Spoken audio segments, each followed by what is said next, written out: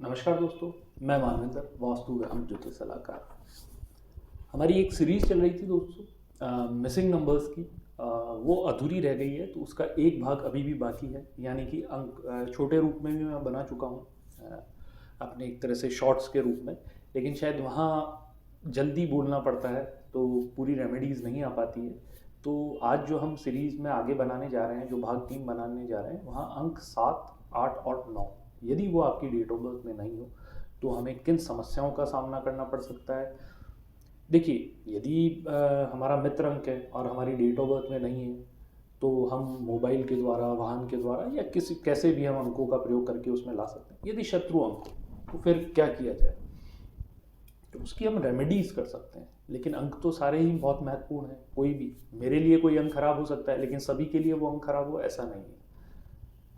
सबके अपने मूलांक भाग्यांक के अनुसार ये डिपेंड करता है, या जो भी आप ड्राइवर कंडक्टर के रूप में जिन नंबर का इस्तेमाल करते हैं उनके अनुसार डिपेंड करता है कि वो जो भी अंक है वो आपके फ्रेंडली है या अनफ्रेंडली है, एनिमी है।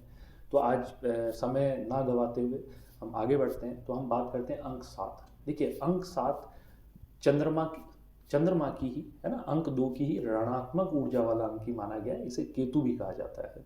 इसकी देखिए, ये स्त्री जातक ग्रह है, और इसकी जो गुण श्रेणी आप ये एक तरह से मतलब नेगेटिव चंद्रमा का आप कह सकते हैं। इसके साथ साथ ये माता का स्वरूप माना गया है, मन का स्वरूप है ना, पानी से संबंधित ग्रह माना गया है, वरुण, जिसे हम वरुण भी कहते हैं।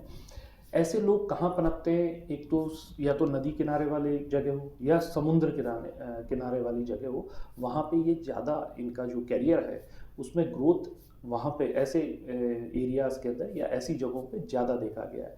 ये अति विश्वसनीयता का भी है, ये विश्लेषण क्षमता यानी एनालिसिस का भी है, ब्लड रिलेशन, रक्त, जिसे रक्त संबंध, प्रगाढ़ रक्त संबंधों का भी अंक 7 माना गया है। पत्नी का है, बहन का है, विश्वास का है, साथ साथ पार्टनरशिप का भी है, समूह का भी यही अंक माना गया है, या अंतरंग संबंध जिन्हें कहते हैं ना, बहुत क्लोज रिलेशंस जिनके बारे में बाहर के लोगों को कम पता हो, उसका कारक भी ये माना गया है।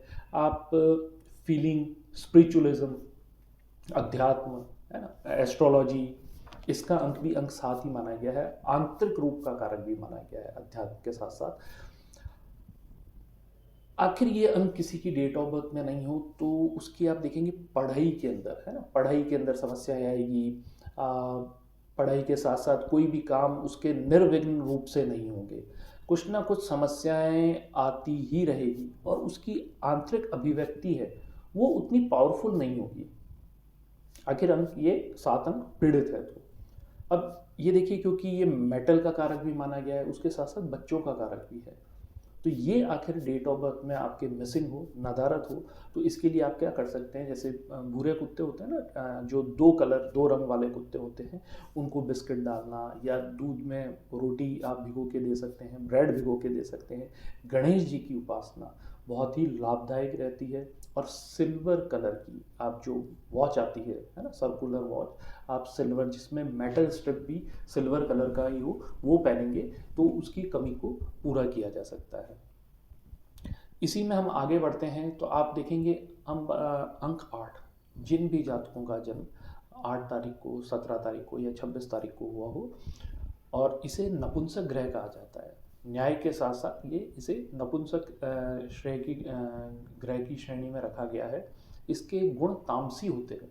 ये मृत्यु, चोरी, घाटा, जेल बंधन, यहाँ तक कि दिवाला अगर किसी के नेगेटिव हो तो ये चीज़ें ये देता है। आप जो गठिया रोग होता है, वायु संबंधित रोग होते हैं, या जो लंबे चलने वाले रोग होते हैं ना, जैसे दीर्घकालीन रोग जो भी लंबे चल रहे हैं, कुछ भी आप देखिए, लंबे रोग बहुत होते हैं, कैंसर भी होता है, गठिया होता है, तो जो लंबे चलते हैं वो ये शनि अंक 8 के अंतर्गत ही आते हैं। ये अंक किसी की डेट ऑफ बर्थ में ना हो तो ऐसे व्यक्तियों को निर्णय लेने के अंदर बड़ी कठिनाई आती है, निर्णय लेने की शक्ति के अंदर कमी आती है। और जो हम ये भौतिक सुख संसाधन होते हैं ना, लग्जरीज, मटेरियलिस्टिक लाइफ, इसके अंदर अभाव देखा गया है। क्योंकि साथ साथ ये न्यायिक प्रक्रिया का भी है, लॉ एंड ऑर्डर का भी है, डिसिप्लिन का भी है।